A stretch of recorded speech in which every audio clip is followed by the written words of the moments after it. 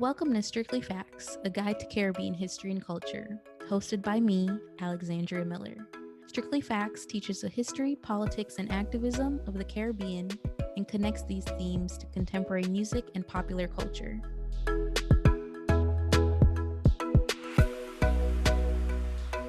Hello, Wagwan people, and welcome back to another episode of Strictly Facts, a guide to Caribbean history and culture. I'm your host, Alexandria, and as promised, stemming from the discussion in our last episode, I thought it would be great to continue dissecting different Caribbean identities in ways we rarely discuss. Today's episode focuses on the Sierra Leonean Creole people who are descendants of freed and self-emancipated Africans, African Americans, and of course, as strictly facts, Afro-Caribbean people. But before I get too deep into the conversation, let me first introduce my lovely guest who I haven't seen in some months. So it's great to have you on the show. Joining us for this episode is Alya Harding, East London-based community organizer and current PhD student studying migratory survival stories of British African families. Alya, it's such a pleasure again to have you on the show. So especially, we haven't seen each other since UE St. Augustine earlier this year. Before diving too deep into our episode, why don't you let our listeners know a bit more about yourself and your connection to the Caribbean, of course. Sure. Hi everyone. Hi listeners. And thanks so much for having me, Alexandra. It's a true pleasure to be here. So yeah, I think you've mainly introduced me in a nutshell. But just to add, I'm first generation quote unquote British, Krio, Sierra Leonean. And yeah, I'm sure we'll go on to mention a bit more about the richness of queer community. But just to say, we are a vibrant, fluid um, people, and we see ourselves in so many people, and hopefully we'll get a chance to talk about that. My personal connection to the Caribbean, so during my late teens, after a trip to Sierra Leone after 10 years, so last time I was 8, and then I went back when I was 18. I was just very casually informed about my paternal lineage, who originally came from Trinidad and Tobago and came to settle in Freetown. So yeah, really, really excited to be here and talk more about that. And of course, I think, we were talking before we kicked off recording and just, the wealth of and the beauty of, migration patterns. And especially, I think, when it comes to our migrations to Africa, we so often talk about how many of us or many of our ancestors and things were left Africa or, were forcibly removed from Africa, of course, right? But there are definite conversations and um, peoples, much like the Krio who we'll be talking about today, who returned to Africa. So before getting too deep, of course, for our listeners who may not be familiar, I definitely want to give a bit of a background on the Creole people of Sierra Leone. So first off, I think maybe from a US perspective, at least in my high school, they did tell us about Liberia, and not Sierra Leone, which is interesting. But so for anybody who's a bit familiar with the history of Liberia and freed Black Americans moving to Liberia to settle what was, then the state of Liberia or the colony of Liberia. Um, Originally, the colony of Sierra Leone was founded in 1808 as a place to resettle returning Africans. Even prior to this founding, free Black people who were loyal to the British Crown began to settle there as early as the 1700s, with the British Crown founding the settlement, the Province of Freedom, in 1787, with 400 formerly enslaved Africans and 60 white colonists. Over the next century, Black people from all over the diaspora moved to Sierra Leone, and this includes African Americans who were freed during the Revolutionary War in the US, Africans, and Caribbean people who were, UK London based, Black Nova Scotians, 550 Jamaican Maroons in 1800, and several other waves of African and Caribbean people proclaiming their freedom. And so this mix of people would go on to form the melting pot that we're talking about today, and, the mix of identities of the people who are the Creole. And so I guess, from your like familiar perspective or, what you know about your family, um, in what ways do you, see your family fitting into that very quick description of, the Creole people and how your family came to be in Sierra Leone? Yeah, thanks for that question. So I'll start off by kind of contextualizing my own kind of experience of Sierra Leone, and this started in my childhood. My early years of childhood was in post-Civil War Sierra Leone. So we're looking at 2003, 2004. And during this time, for obvious reasons, I was sheltered in terms of where I could go. So as ridiculous as this sounds, for half of my life, I grew up believing that Freetown was Sierra Leone and Sierra Leone was Freetown. Let's say Freetown as a settlement. And what we refer to as kind of upline, the highlands, anything outside of the capital was like this foreign place and land. So this means that what I knew of Sierra Leonean culture was very much narrowed, I would admit, through the lens of what I understood to be Creole culture at the time. So like I mentioned, I was very casually told during my visit when I was 18 that my paternal lineage are from Trinidad and Tobago. And I think this is when the questioning of, oh my God, so everything I thought was true is not true. I'm here repping Creole heritage, proud Sierra Leonean woman, and I don't know about this Trinidadian kind of roots or connection. And that, for me, I think up until this point, I'm the only one in my family kind of reckoning with that connection. Like I said, it was said so casually. So yeah, my great grandfather, unfortunately, I never got to meet him because he was killed in the Civil War. But what I have been told is of his military service. He was a soldier, kind of explains his target during the Civil War as well, him being a target.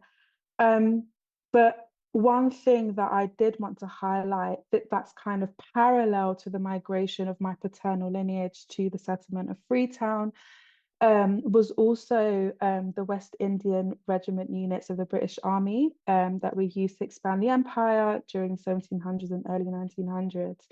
And after taking part in I believe, the Second Ashanti War in 1873, 74, around that period, they then established a base in Sierra Leone for the recruitment and training of African people. So, as much as I don't know how much of those two histories are interconnected, for me, I know that there's a parallel there in terms of migration of my paternal lineage from Trinidad and Tobago to the settlement of Freetown and this kind of military service that they are known for. And then, of course, the establishment of the West Indian regiments in Freetown. It's just I think a really interesting narrative that we, know very little about, I think, right? In my estimation, and just an awareness of the necessity to connect and bridge these histories a little bit, right? Like, if you didn't sort of casually get that note, that conversation, of, your great grandfather coming from Trinidad, you wouldn't personally know this. I know from us talking back when we were in Trinidad that there are some really interesting ways that, the Creole people are, I don't want to say distinct in like a negative sense or anything, but there are a few things that are markers of the Creole people, particularly because these are people who are descendants from, as we previously stated, right? Black Americans, those in the US, obviously we have the influx of British colonialism shaping a lot of Hmm. these movements, right?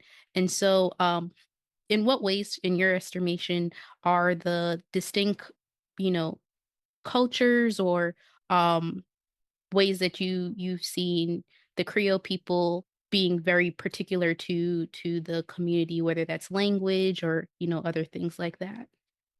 Yeah, I guess you can start with language. So, yeah, and my last name is Harding. Where does that come from? But I think I'm the only one in my family with a name that kind of makes you question, oh, where's she from because of my first name being Aliyah. A lot of my, I think majority of my Sierra Leonean family members have very, very colonial old British names. Like we're looking at Lawrence, Roderick, Regina, Matilda, um, Loretta. And I think for me, these names kind of represent the names that we were given through this process of dehumanization, and then also names that we may have claimed. A lot of my work looks at survival mode. So names that we may have claimed through assimilation, as a pathway to education, gaining social respectability, or even politics. I'll get onto this maybe a bit later, but when we look at the local governance of Freetown, it's very Krio dominated. Um, but when we look at the makeup of the Creole language and its influence across the nation, Krio is most widely spoken by everyone, but Creole people, I think we make up less than 3% of like overall population. So it goes to really see how we integrated in the country, and our influence. And so it is a fluid language. It's influenced by languages across the Atlantic. So, you've got English, you've got um, some Portuguese language in there. Of course, the dialect of Jamaican Patois, which was, brought by the Maroons. So, for example, I could say, how are you? Howdy, body. So we talk about body and how we spell body as well. There's a similarity. And then as well which is not really talked about as much, but it kind of speaks to the kind of last wave of migration to the settlement of the recaptives and liberated Africans.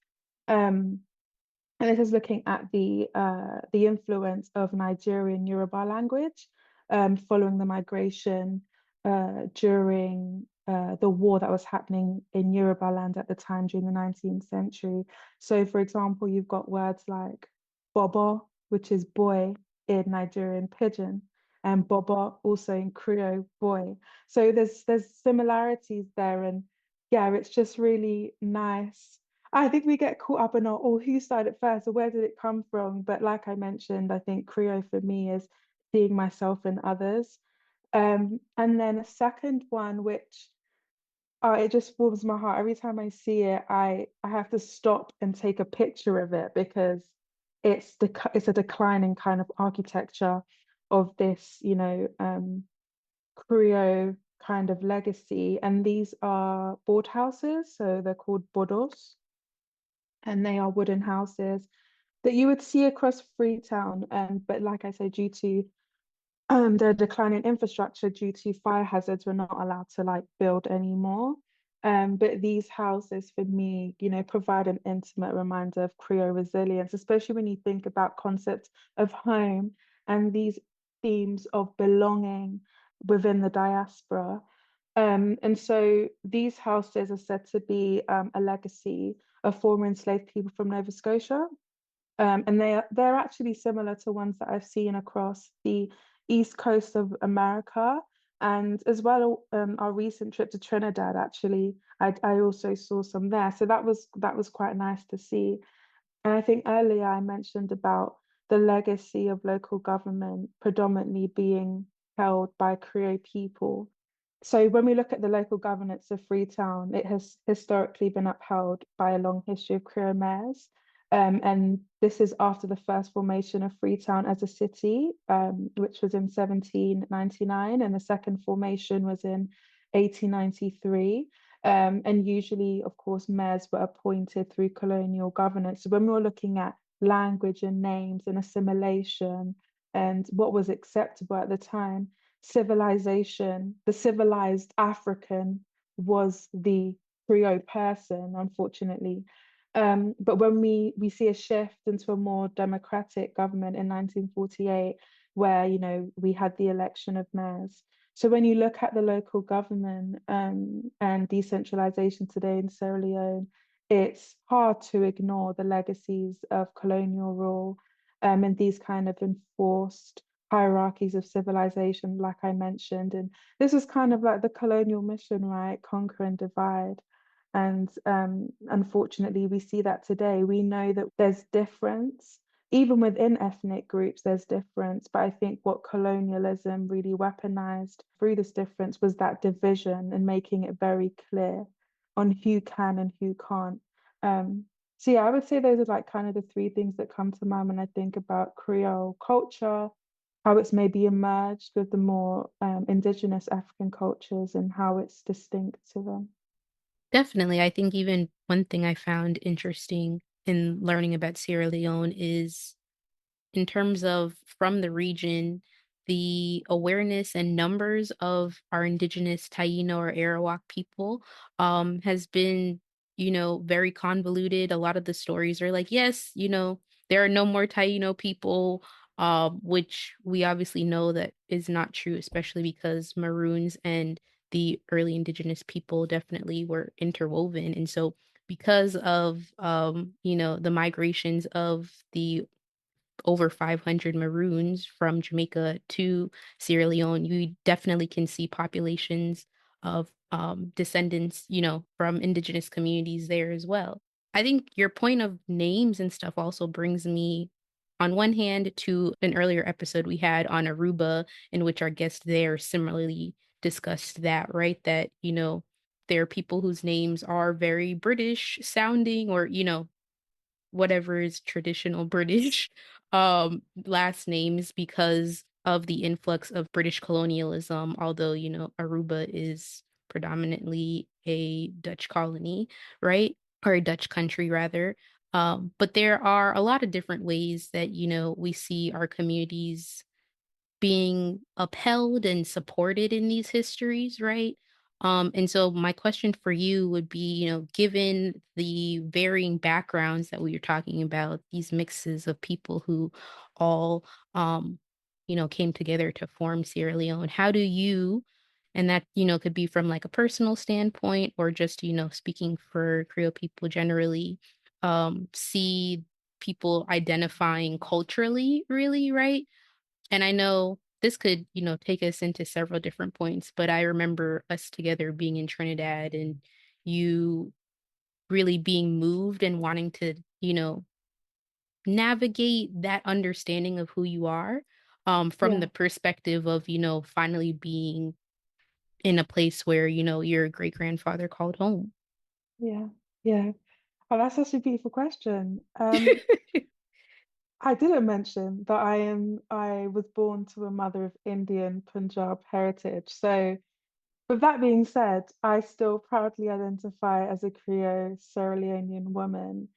And I guess each day I'm learning more and more about what that is, especially because up until the age of 18, a lot of what I thought to be true wasn't. So I've gone my life believing something that isn't innately true and trying to now figure out, how can I get closer or closest to the truth? So yeah, I would say that I would identify as a Creole Sierra Leonean woman. And, many scholars in the diaspora, they write about the tensions of, identity politics, belonging, etc. And I think for me, Professor Paul Gilroy, I had the privilege of being supervised by him during my master's. And I don't know, I think his concept of roots versus roots is something that speaks to this experience, I would say, of how I identify. And so, roots being to the land and then roots as in the journey and, highlighting that history across the transatlantic that has created a unique diasporic kind of Black culture and which has created for me, I guess, opportunities for people to settle or people who have been displaced to settle. So when I look at roots as in the journey across the transatlantic and the history of that, it signifies this richness of Creole culture that I personally see to be symbolized through natural landscapes, if I'm honest. So when you shared that I had expressed on the trip in Trinidad, this kind of like deep desire to find out who I was is because I find myself in a natural landscape that seems familiar to me. And there is something quite magical, or you could say spiritual, about African and Caribbean people's connection to land. And so when we even look back to the Haitian Revolution, and the Maroons' tactics of guerrilla warfare, and we see this tactic of guerrilla warfare over the following 100 years, in resistance to colonial powers. The forest, for me, continues to represent this place of refuge, but also organizing.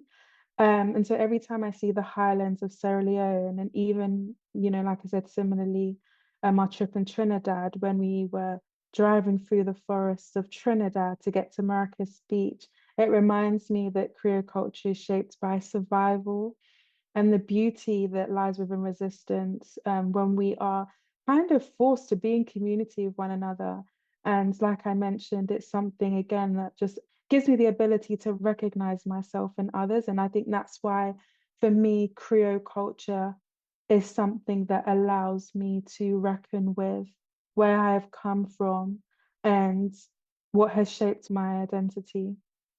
I think that was so beautifully said because as people who are both born or, grew up in the quote unquote global north, right? These major colonial powers, and have to contend with that sort of like on one hand minority status, right? Um, as children of immigrants, of course, Hmm. right? Um, but then also, as you're saying, right, these roots, in both senses that we have to come to understand who we are and our place in the world. There are different ways to understand that are not just nationality based, right? I remember my first trip to South Africa when I was an undergrad. And at the time, I didn't know anything about my family's heritage or legacy beyond coming from Jamaica. But I just was like, this is not the Africa that they proclaim on TV, right? Like, and there are definite places where we were driving around South Africa and me being like, this could easily be parts of country in Jamaica. And it's very much so the forest, or, some of our rural places. And the ways that we've been able to maintain the beauty of those places. Yes, Um, yes. and sort of free from the powers of colonization. So I thought that was a beautiful moment. And of course, us being together in Trinidad and learning about each other's stories, it Mhm. was one for me that I found particularly special to just, be able to be in community with you while we were there, and see that like evolutionary process for you. There is a question that I always ask all of our listeners, right? It comes almost at the end of every episode. And so what are some of your favorite ways that, the Creole culture comes alive through popular culture in Sierra Leone and highlights, the diversity that is um the many ethnic groups that came to be? You gave us some examples, which I love through language, right? But any others that you have to share with us, I'd love for you to tell our listeners. Yeah, I think one person who I think has helped me or aided me on this journey of discovering the richness of Sierra Leonean history would have to be writer and novelist Aminata Forna. And she is a mixed heritage Scottish and Sierra Leonean. Yeah, her books are just incredible. Would recommend anyone who just wants a easy read, but get an insight into Sierra Leonean history, especially looking at the war and just resilience of Sierra Leoneans in general. I think I hate that word resilience, but I'm using it here. But yeah, I would recommend reading her work. I believe her debut book was a memoir named The Devil That Danced on the Water. And here she speaks about the loss of her father being taken into hostage, and shortly after being executed, I believe by the state because of his political stance. And then, of course, there's the memory of love. which follows the lives of three gentlemen during and post Sierra Leonean Civil War in the 1990s. And so, yeah, she's written extensively on different experiences of being in the world, not just in Sierra Leone, which I think speaks to me as someone who lives and navigates life in the diaspora. But she also speaks to issues of, resistance, colonialism, themes of love and friendship and loss that may be more familiar to us. Um, but I think for me, one topic that she speaks on that kind of speaks to my experience more intimately is how she writes about childhood. And, I mentioned that I experienced my early childhood years in Sierra Leone post-Civil War. And so the impact of the stories that we hear and how they shape our experiences. Um, I know I mentioned about, or we've been talking about, sorry, roots, and roots. And she kind of adds to this by saying, but people don't have roots, like, as in, like, she's thinking literally, like, we can't be planted, which I don't think is the idea anyway. But she goes on to say that people have feet, and feet are made for walking. So what defines us is less about the place. So in my case, England, where I was born and where I currently live, but rather about the stories that we grow up with. And in my case, it's listening to my grandmother. She played a pivotal role in raising me, and she never completed primary school education. And for me, she's the most influential person in my life. And so when you think about the things that would have impact on someone, when you look deeper at the surface, is actually, the connections that you make with people. And yeah, so listening to my grandma's stories, and where she's highlighting, grief and pain, but also pride and hope, is definitely those two tensions that I try to work with. And I think just going back to the work of Aminata is her character development throughout her novels is just incredible. And I think what they represent is that two things can be true at once, that you can exist in multiple places. So, for example, you can be a victim of war, but you can also be a survivor in the way that you go and help rebuild your country or community, or be there for someone else who's also in mourning. Um, and it really goes against Black people, African people, Caribbean people, people's histories, and being people that are ahistorical. And so I just love the nuances of her book, and I think it speaks very richly to, or very deeply, sorry, to the richness of Sierra Leonean history. Beautifully said. I have not read any of those. So not only will I be checking them out, but I'll be sure to add them on our Strictly Facts website for our listeners who definitely want to tune in. And so for my final question, as I have you today, I think, oftentimes when we think of migration, particularly um, African and Caribbean people migrating and colonialism and many of the other topics we've talked about, right?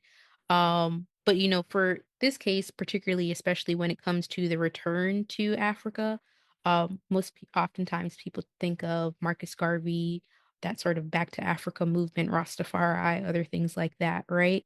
Um, what in your thoughts are just, sort of the need for greater awareness surrounding the many migrations, right? Because those in particular, as we've noted for our episode today, aren't the only examples of our people returning to Africa.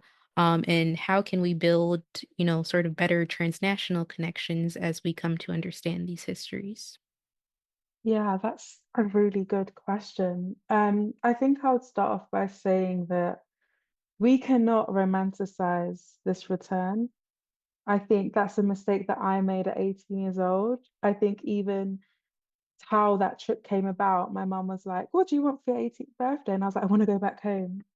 These times I hadn't been in 10 years, so where was home? But that's the kind of language and how I kind of romanticized that experience. And when I got there, oh boy, I got a rude awakening.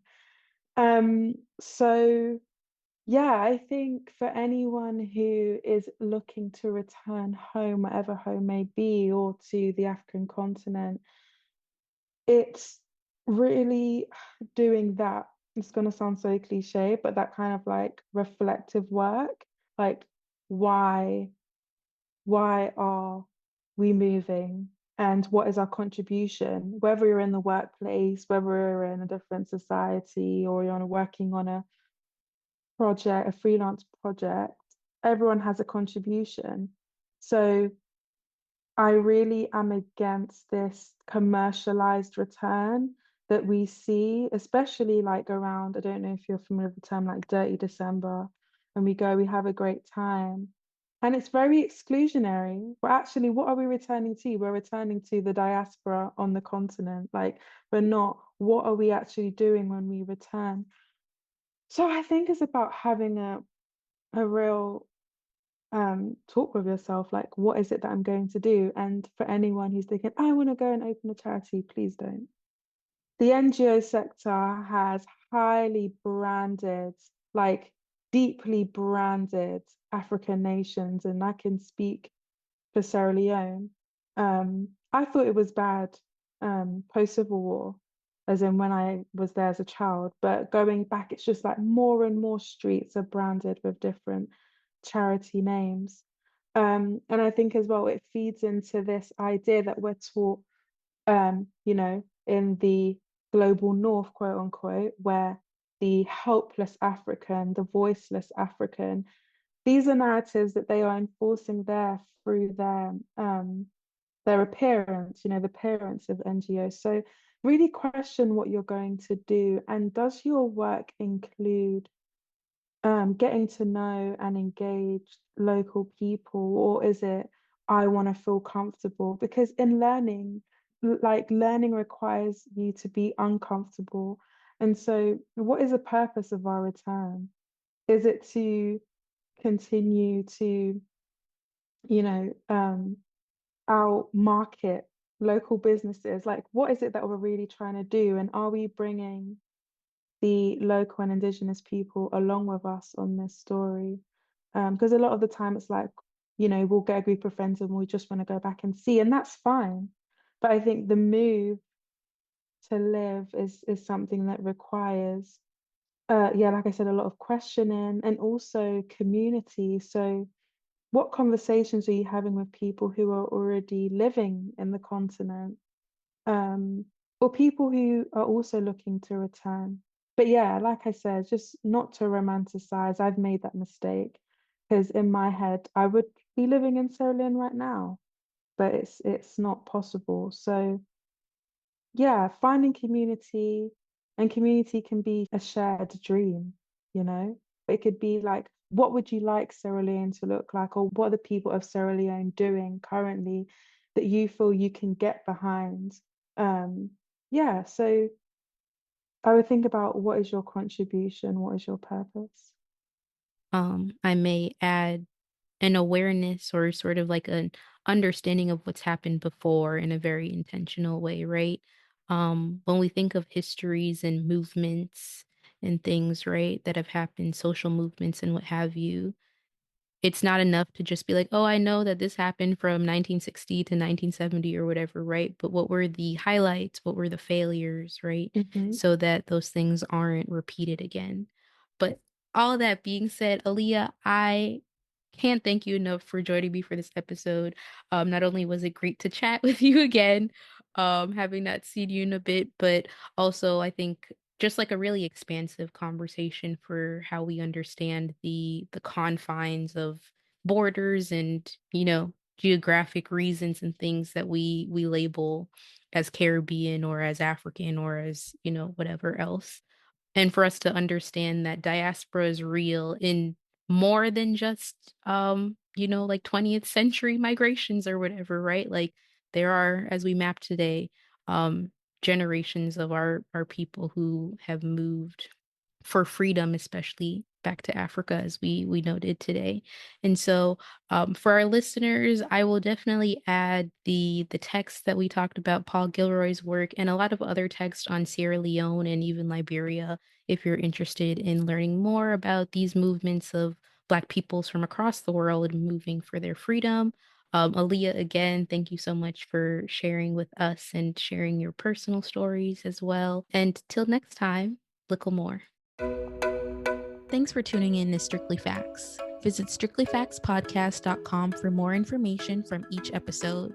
Follow us at Strictly Facts Pod on Instagram and Facebook, and at Strictly Facts PD on Twitter.